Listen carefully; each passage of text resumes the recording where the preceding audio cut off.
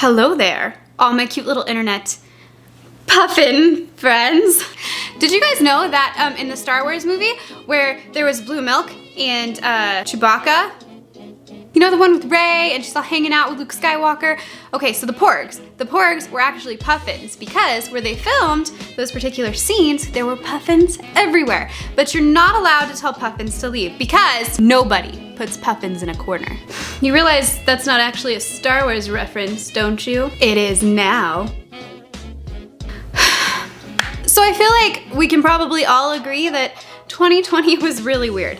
Obviously, a lot of us were shut down and a lot of stuff was going on. But I think one of the positives of that was it allowed for a lot of time for thinking, which 90% of the time, me doing a lot of thinking costs my husband a lot of money. But the other 5% of the time, does that even make mathematical sense? Probably not. The other 5% of the time, it means time for self-discovery and time to kind of figure yourself out or relearn stuff about yourself. And 2020 was a great time for that. I got to do a lot of self-discovery / rediscovery in 2020. First of all, I learned that I am not built to have social media in my face all day, every day. Hence, I now have a flip phone. If I wasn't vintage enough already, here we are. If you'd like a video on how that is going, you can comment down in the description. How is that going? I don't know. Number 2, I realized or re-realized my love for vintage fashion and vintage inspired everything. I mean, I've always loved it. Like, it's not like I forgot. I think I just got really busy in life and kind of stopped totally caring about what makes me happy and what I wear and how I do my hair. So 2020 was kind of a really good year for me to relearn a lot of that. I've been watching a lot of I Love Lucy and that inspired a lot of clothing and apron choices. So that's exciting. And finally, and what really has to do with this whole shebang that's happening today, this whole video, I need a routine to survive. Yeah, working from home was working from home was really hard for me because I am a preschool teacher. Literally, my job became filming and editing YouTube videos and taking my extra education classes online, which you have to do in the state of Nevada when you are a preschool teacher. So that's what I did. So it was like literally 5 hours a day of like filming, editing, and there was no routine. Like I would just kind of wake up whenever I wanted and do it. And I'm not built for that. I got very like lost in what am I doing? Where am I going? What is happening? Is life worth it anymore? And honestly, like being a teacher, I love teaching because I get to connect with kids. I get to be silly with them and hang out with them, and I wasn't seeing them every day. So it was really rough, but that's beside the point. Hey there, friends. This is editing 8:30 at night, Nika. I thought it was important to mention that I really do appreciate my job and the fact that they gave me the chance to work from home. That was absolutely amazing and wonderful of them. My point in this was I just really missed being there, and I missed being with my kids, and I missed being with my coworkers, and I missed having to be somewhere at a certain point every day. Because honestly, if nobody's telling me where I need to be, I'm kind of useless. But I do very much appreciate my job, and I think a lot of us that were able to work do appreciate your jobs, and that's all. Okay, thanks. Bye. Whoa. The point is, I really missed structure. I think overall that was actually really good for me to have that time because I can take that knowledge and insert it in everyday life and help things run more smoothly. My whole life, I've really struggled with cleaning. Yeah, like growing up, my room was never clean. Never near clean. It was always a giant mess. I'm just not naturally a very tidy person, and honestly that's something I've always been really embarrassed about, but I've always struggled like, how do I figure it out? Like, how do I do it, right? One of the things that really always bothered me about it was, number 1, yes, I work full time, but I'm home early enough that I have plenty of daylight hours that, you know, I've got plenty of time to do it. It's not a time thing for me. And number 2, I don't have any children. So for me, there was really no excuse. And one thing that really was frustrating me for a long time was like if I wanted to have friends over or if I wanted to throw a party, it was like a big struggle to get my apartment cleaned up. Or like I never felt like people could just drop by because it was really embarrassing. to have a mess around. But in the moment, like, the mess goes over my head. When Dave and I first got married, a big issue that we had was like, if the sink was full of dishes, it did nothing for me. I didn't care. Whereas he has to get it cleaned up or it stresses him out. I just don't naturally have that until the mess is so overwhelmingly big, or until someone comes over that it doesn't matter to me and I want it to matter to me. Does this make sense? If you hear whines in the background, my dogs are not happy. They're not the center of attention right now. Dog mom life. So I think that struggle of like having to get my house clean and it taking like all day when I would have guests over that evening, it was just a real struggle for me. I didn't like that. Like, I want my home to feel like a home, and like, yes, a home can look lived in, but I gotta get better at it, you know what I mean? So I had to change something. This is where all of my thinking in 2020 comes into play. Are you ready for this? Okay. So anyone who knows me knows that I really love anything vintage. No, I'm not one of those people that dresses 100% vintage. I wish I was that cool, but I really like sweatshirts sometimes, and leggings. I do really like leggings. Anyone who knows me though knows that I love vintage. I love old TV shows. I love vintage style. I love vintage pieces. A lot of my pieces in my house are actually like old timely pieces from family members or things that I found thrifting or whatever. Like, I really love vintage. I love it. Now, as much as I love the aesthetic and the inspiration of these times, I will admit, and I think it's important to remember, that these times were not perfect and we can't always over romanticize them. As glamorous as it looked on the television, because people were always wearing pretty dresses and suits and, you know, Lucille Ball, duh, and Donna Reed, and all of those fancy people, there's a lot of things that are a lot better now. For example, and just to name one thing, like there's lots of things we could talk about, but the way that women were treated wasn't always very good. Speaking of Lucille Ball and I Love Lucy, she couldn't be credited as a producer on her own show because back then that was a man's job. Vivian Vance at all times had to weigh 10 pounds more than Lucille Ball to be on the show. I mean, can you imagine someone telling you you have to weigh a certain amount more than this other person or a certain amount less? Like, I know Hollywood still does stuff like that, but come on, like, not cool. Not to mention how everyday people were treated back then. Women were not treated very well, and people of different races were not treated very well. There was a lot that was not good about this time. Please know that I recognize this, and please don't think I'm romanticizing that part of it. I will always love the show I Love Lucy. I will always identify with the characters that were on that show, but we always have to remember those were characters on a show, much like today. Was their acting a little bit better and more funny? Quite possibly, but still just a show. Now, I think there's a lot of good that we can kind of take and modify and make it work for today that we can steal from the past. I mean, that's one of the most amazing things about learning history, is being able to learn from past mistakes or past not mistakes and see what works and what didn't work, right? So we can do that. Now, where am I going with this? Hold on. I feel like I hear my generation say this phrase quite a lot. I can't adult. Now, they say it as a joke, but in all honesty, it's a little bit true about our generation. There's a lot that we struggle to figure out. It's like figuring out how to balance life out is really, really hard. And I feel like for some reason our generation just doesn't know how to do that. Like, we're doing it, we're making it, but like, you know, when we think about it, we're like, wait, how am I doing this? What am I doing? How did I get here today? I mean, I can't speak for every millennial out there, but I feel like there's a lot that I've struggled to figure out in my day-to-day life. And I've constantly found myself wondering, like, how do you do it all? How do you maintain a clean house, cook dinner, work, keep looking your best? I don't know. How do you do it all? And one thing that I really loved about the 1950s was a lot of the articles that came out of it. Now, let me say, I know, like, when you Google it, one of the first things to come up is the, like, how to be a good housewife to your husband, and it's not very nice. It's like whatever you have to say is less important than whatever he has to say, and it kind of assumes all the work falls on the lady of the house. And let me just say, whatever relationship you're in, whoever you're with, you are both equally important. And if you are not treating each other equally important, I mean, that's your business, but that's not nice.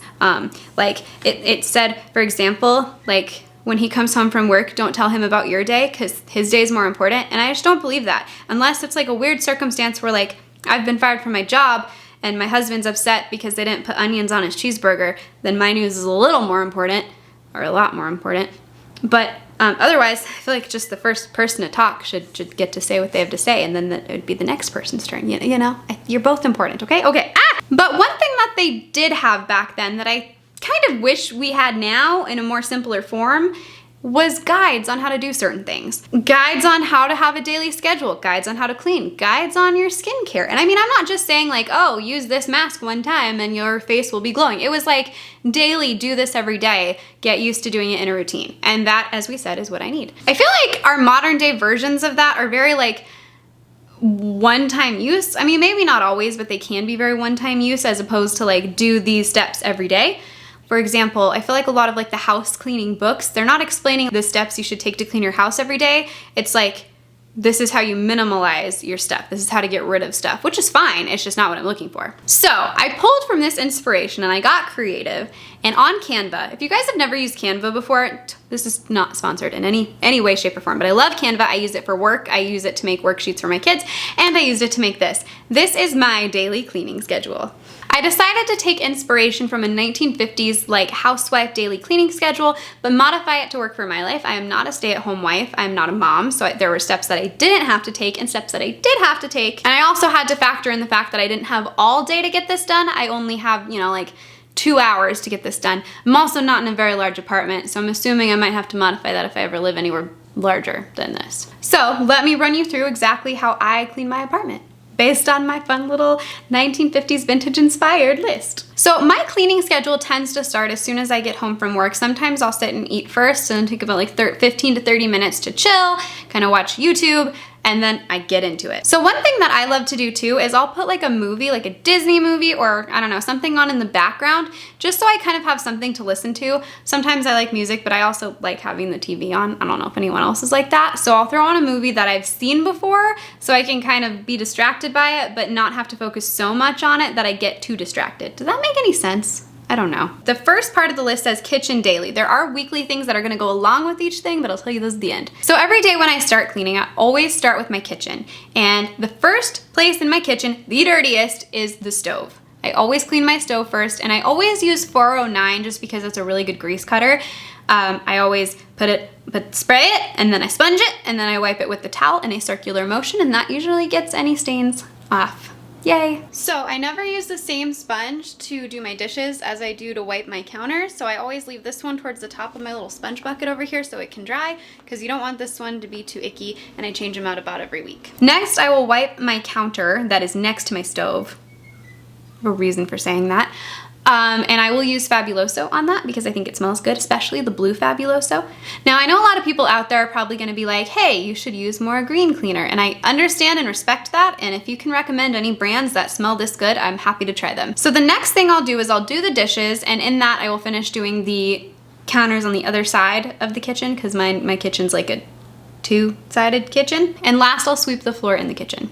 So then next I'll move on to my dining room, and the first thing that I'll do is I'll remove anything that does not belong on the dining room table. Does anyone else's table become like a catch-all? It's like, I don't know why that happens, but it does. Like literally, I'm looking at my work bag at my table right now, and I'm like, why did I do that? But I like don't know I'm doing it when I'm doing it. It's really weird. Next, I'll wipe down the table, again just using Fabuloso. I actually hand painted my table, so I don't like to use anything too rough on it.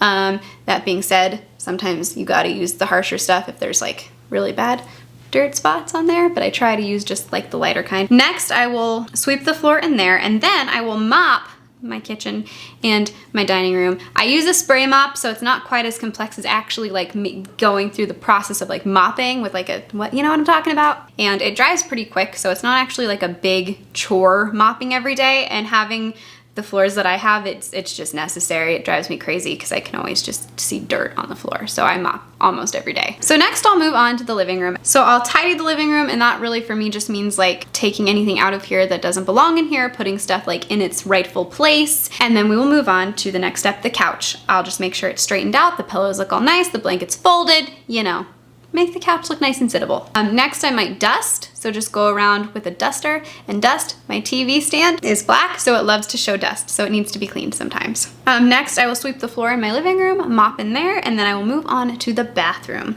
In the bathroom every day I wipe the counters, I might wipe down the toilet. That might not be an everyday thing, but it's not quite only a weekly thing either. Finally, I'll sweep and mop the floor in there, which is super easy. My bathroom's super teeny. And then next are the weekly chores. Now, for me personally, I didn't put bedroom on here. My husband's kind of takes charge of cleaning the bedroom. That's just what he's good at, and I don't argue with it, and I'm happy with it, and I like that he's good at it, so there you go. Next, I just add a weekly chore on every single day, Monday through Thursday. So on Monday, I'll deep clean my kitchen, meaning pretty much doing what I just explained, except I'll move stuff out of the way, wipe behind things, I will wipe down the fridge, wipe down the cabinets. Doesn't take too much longer.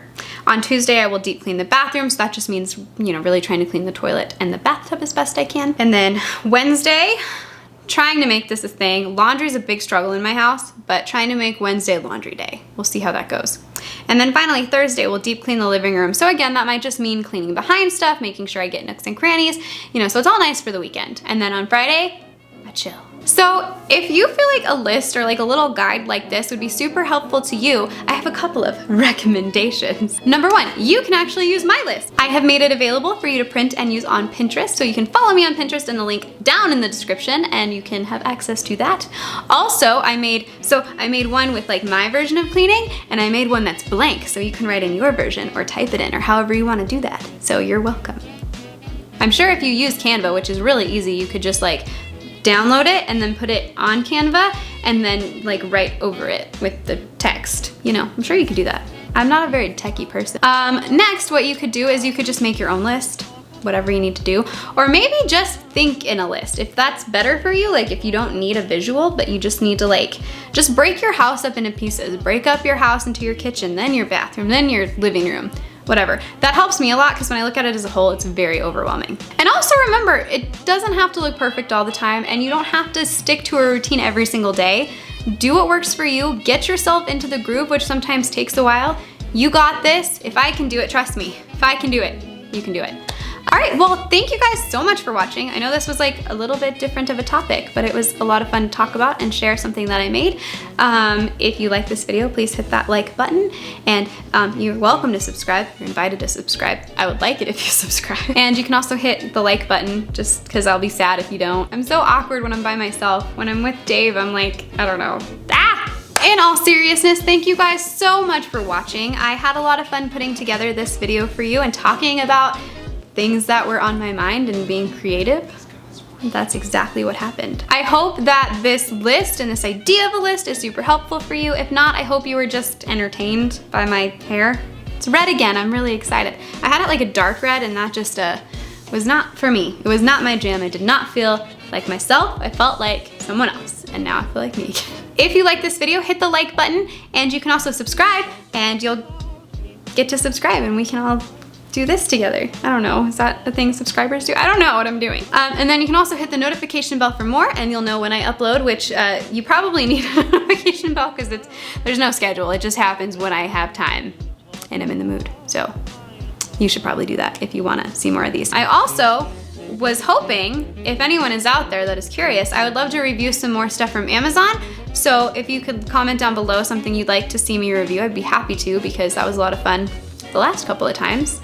And other than that, I don't really have anything else. So have a fantastic day, and I hope everyone around you is smiling and happy. If you like ties, wear a smiley face tie. All right, okay.